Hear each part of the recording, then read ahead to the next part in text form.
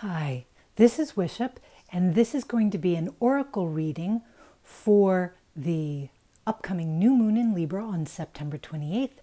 And also it includes the idea of the equinox, which we just had, the 23rd, sorry. The equinox, which just passed. So I wasn't sure I was feeling anything for the equinox, even though it's one of the hinges of the year. And then boom, I felt it and went, oh yeah, okay, we did turn that corner. And I noticed a difference in the way I felt and the kind of things that were occurring to me. So anyway, I wanted to do a different sort of reading. I was going to use, I am going to use the Arthur Rackham Oracle.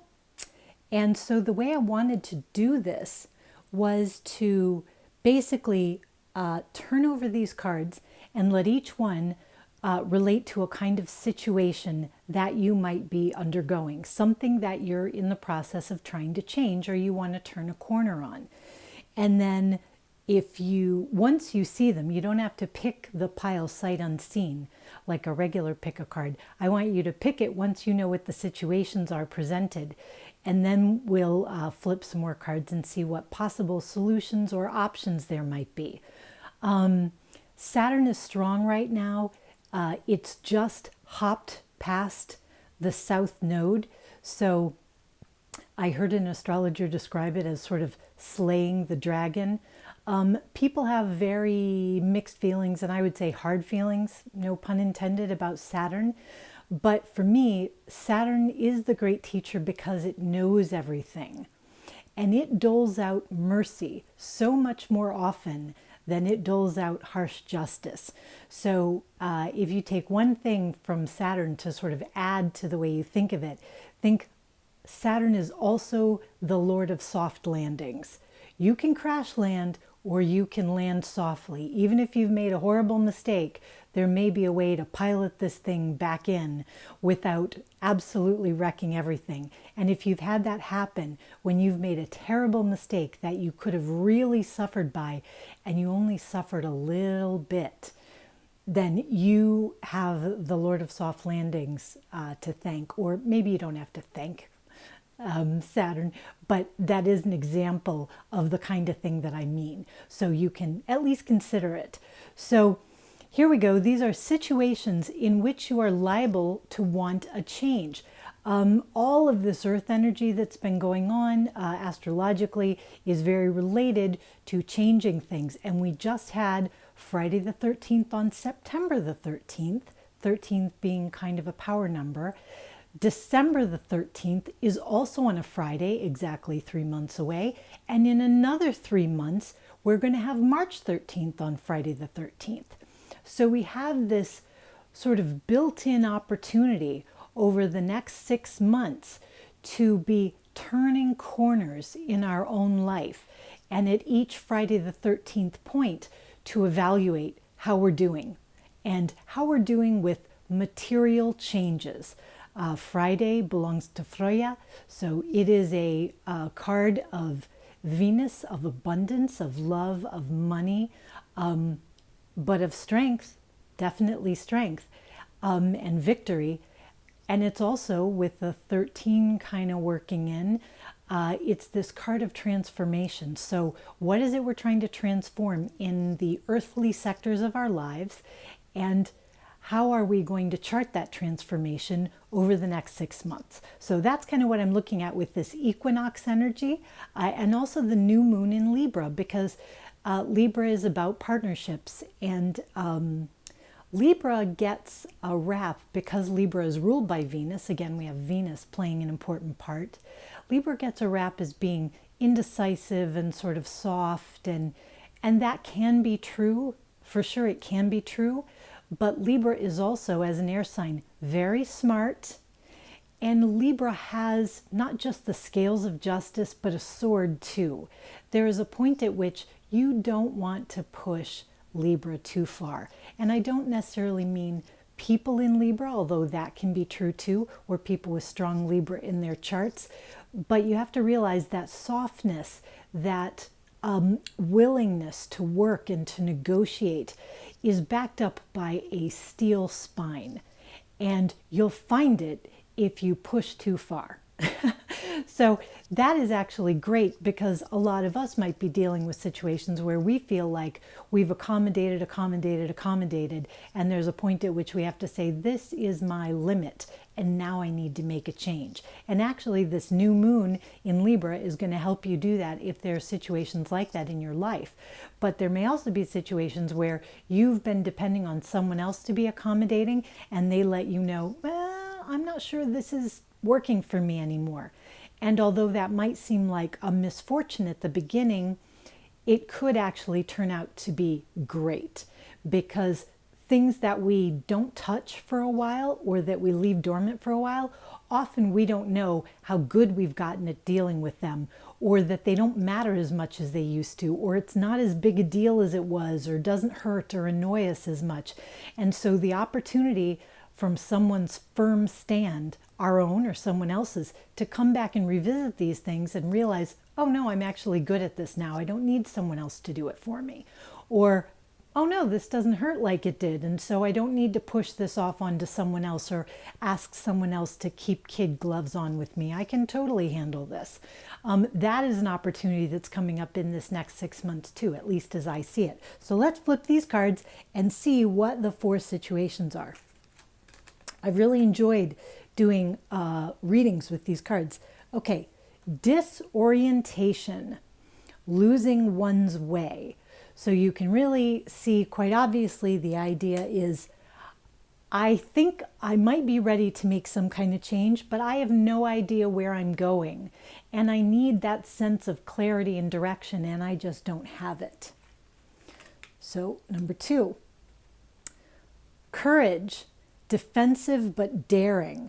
So in this, you're ready to move forward, but you're not sure that you have allies. You could feel a little alienated and defensive, when perhaps what will benefit you most is a sense of calm confidence. So this isn't the idea of being, maybe you're spoiling for a fight, or you're feeling you're going to get opposition, and you want to feel a little calmer about moving into your future. This one, oh, okay, this is exactly what I was talking about. Consequence, indiscretion's progeny.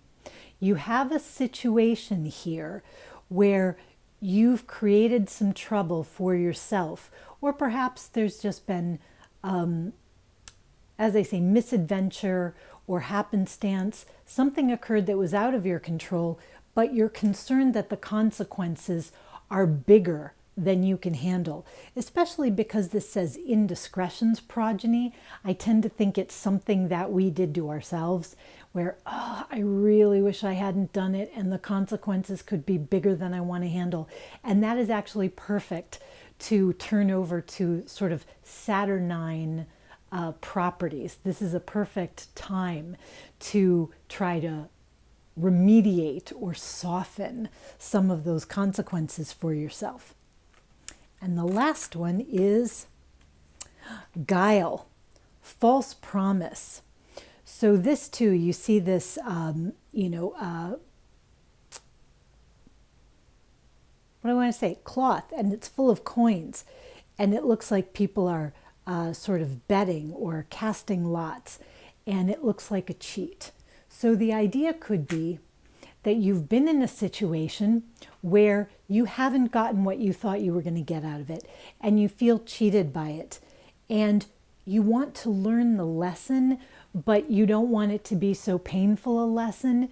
And maybe you'd even like to see justice toward the person who is making false promises, assuming that is not you. If it's you, stop doing it, and let's talk about how to soften the consequences. But if it's you, or if it's not you, then we might want to talk about how to deal with false promises. So here are the 4 areas that you might want to change. Losing one's way, disorientation. Courage, you're brave enough to make a new start, but you feel sort of alone and sort of defensive, not exactly calm and confident. And especially if it's in an area where you need other people, that will involve things like associations, organizations, salesmanship, diplomacy. You don't want to come off as defensive, because that can be a real turnoff to people. You want to come off as calm and confident, so that they'll get on board with you. So that could be the issue. You're trying to avoid harsh consequences of something that you've done. Guile. You're trying to deal with a situation where you feel you got fooled, taken advantage of, someone else should be held accountable, but also you might like to get back some of what you lost, or feel that this isn't going to happen to you in the future. How can I stop from being a part of this kind of thing in the future? Because this time is great for breaking old patterns. If you have a pattern where you feel like, oh my gosh, I've gotten into this situation again and again and again, how do I avoid doing this to myself? How do I avoid falling into this same habitual groove that I've been running in? So if you have picked one of these, if none of them appeal to you, then I might do a bonus card at the end. In fact, I already put it aside. But the idea is maybe there's nothing quite here for you, but there may be some ideas in general. These situations might not affect you now, but it might be something in the near future over the next few weeks or month. And when you encounter it, maybe this will provide you some ideas. Okay, so disorientation, connectedness. So the solution, and in a way this makes sense, to disorientation is connectedness. You see here she's passing by this tree and she's sort of going it alone, and she seems to feel lost. And here the tree of the natural world is embracing her. And this is basically a nature spirit embraced by the natural world. So the idea is if you're lost in the forest, so to speak, you can call for help from the natural world. So it could be nature spirits if you deal with that, or elementals. It could also be the idea of connectedness through your ancestral lines. You could ask your family line, your departed loved ones, the mighty dead, to help you feel more connected so that you know where you're going, so that you don't feel like this lonely person walking in this dark wilderness, but instead you see the way around you well lit. There are clear paths that we can see, and you feel that you have helpful guidance. You feel connected. So there are lots of ways to get connected, but the first thing is to realize when you have that buzzy head, that confusion, that overactive anxiety, provided it's not a chemical thing, so maybe you need to take more care of yourself, or look into all the usual things that we do, like, am I sleeping well? Am I taking good care of myself? Have I been under the weather?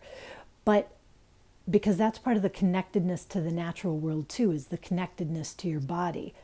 But if you've done those physical things, or in tandem with doing those physical things, you can reach out for spiritual connection. And that spiritual connection will help you see your way clear, so that you don't feel alone and without direction. And really, because we've got all this earth energy, when could there be a better time to reach for connection to the natural world than when the earth energy is so strong? And during this time of year, as they say, the veil is thin. So this is a great time to reach out and to look for a little support and guidance, possibly from unconventional places, but places that can help you come up with new ideas, revelations, peace of mind, that kind of stuff. So this one is, what do I do if I am defensive?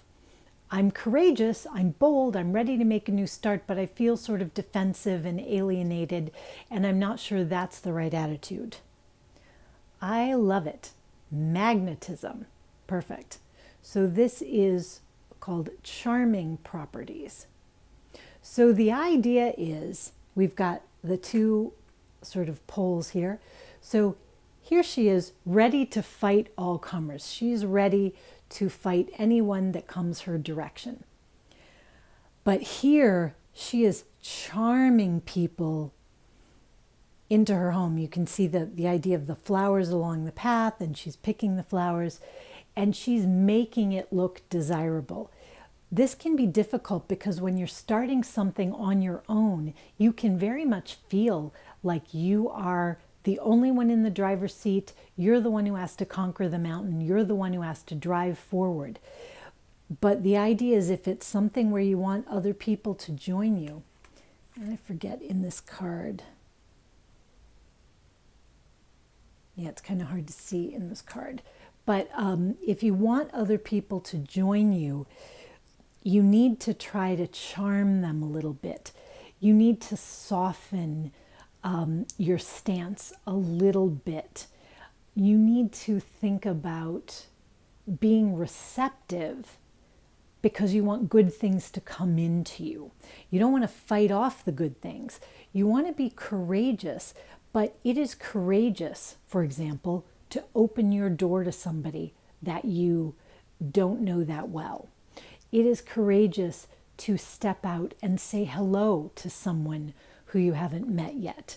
That's a kind of courage that is at the level of personal magnetism and charm, instead of standing on the mountain and yelling to everybody that they shouldn't mess with you, right? So it is important to have this kind of courage inside, to know that when someone pushes your boundaries, you have this warrior spirit, available to you.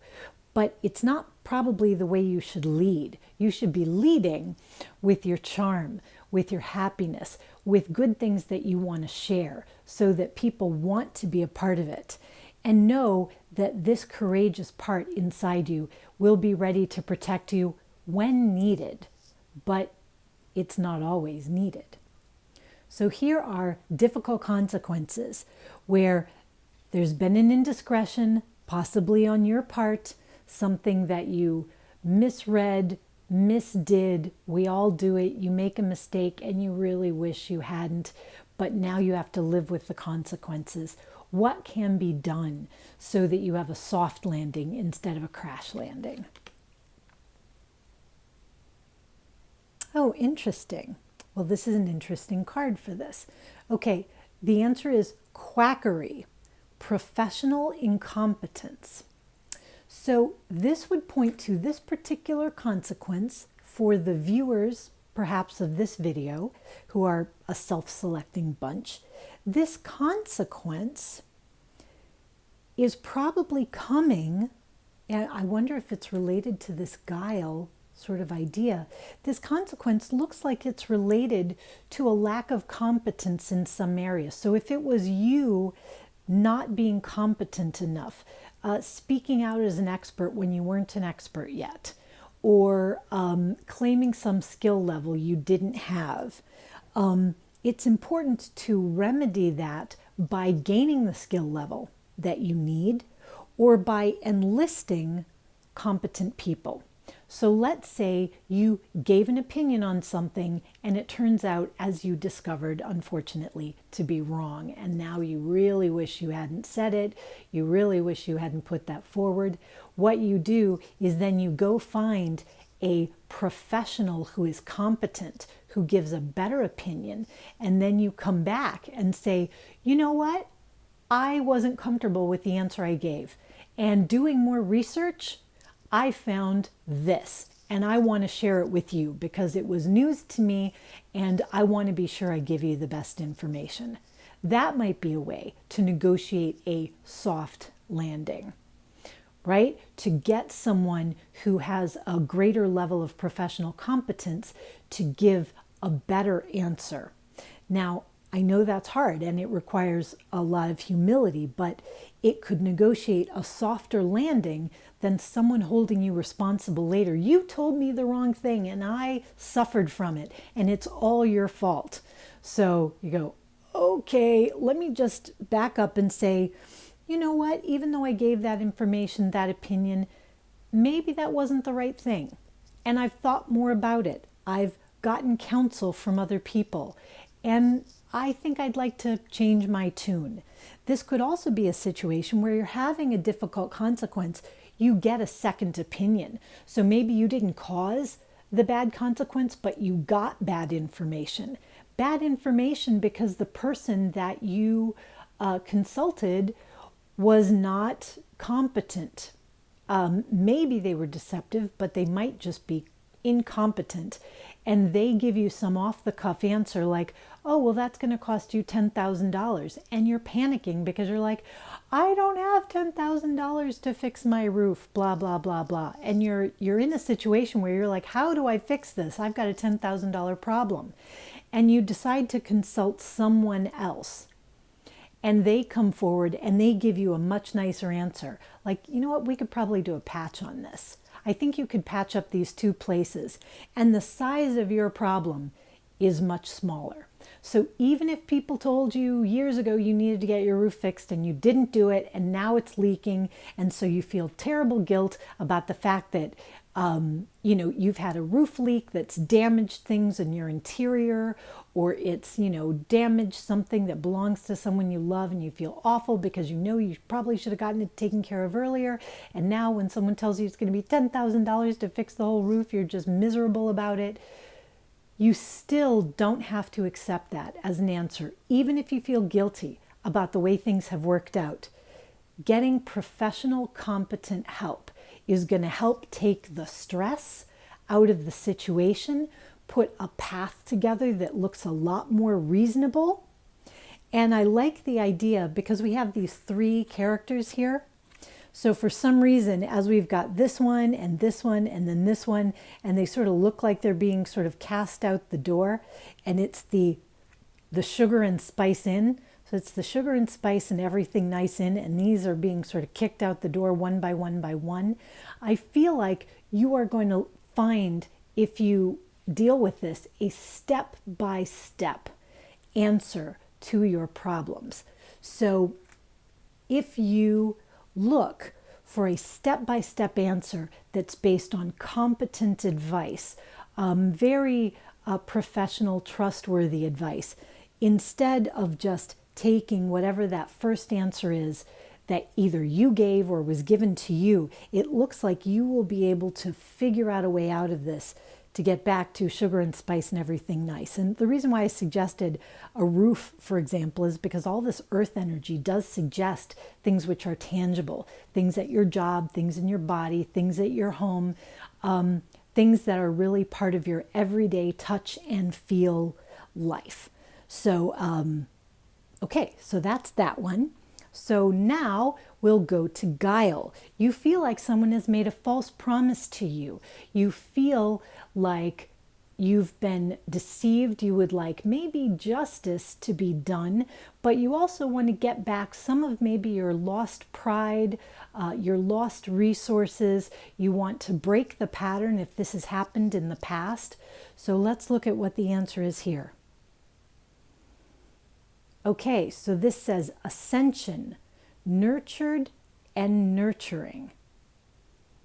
Okay, so this is going to be a little bit of a surprise answer, but it's one that I've gotten before. See this little baby who's being carried on this winged being? And there's the idea of nurtured and nurturing. Where we have guile and false promises, there's a little bit of the idea, absolutely the idea of being gullible. And in our society, being gullible or naive can be portrayed as the worst possible thing to be. For example, when you meet teenagers, they're being acknowledging that things are new to them or that they don't have the answers can be like the worst teen crime. It's just not what they want to do. And there are plenty of adults who feel that way too, that somehow being naive and therefore being fooled, or being open-hearted or optimistic and then being fooled by someone is the worst possible thing that can happen to you. So you should walk around being suspicious of everyone all the time. I don't think that's true, because I think some of the mysteries of the universe come to the open-hearted.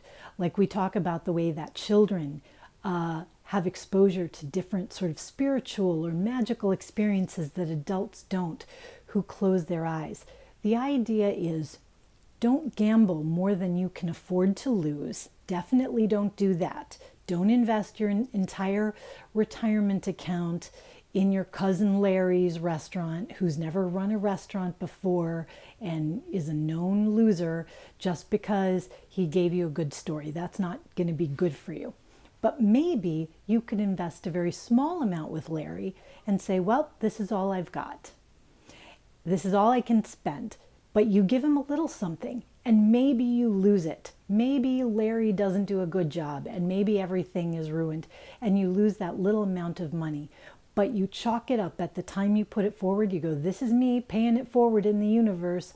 I'm putting this little bit towards someone else's dreams, and I hope the universe will come back around and support my dreams. There's the idea here with ascension, nurtured and nurturing, that this little baby is having a great ride, that we have a much better ride when we're willing to look for the good in the circumstances. We don't need to put ourselves in jeopardy. Don't put yourself in jeopardy where you can't sleep at night because, money you've risked or a risk you've taken. But to be a little bit open-hearted, to be willing to play the fool once in a while, it's not the worst thing in the world, because it keeps your mind open so that miracles can come to you. If you're so closed because you're afraid that bad things will happen or that you'll be made to look foolish, you may miss the excitement of some pretty foolish miracles around you.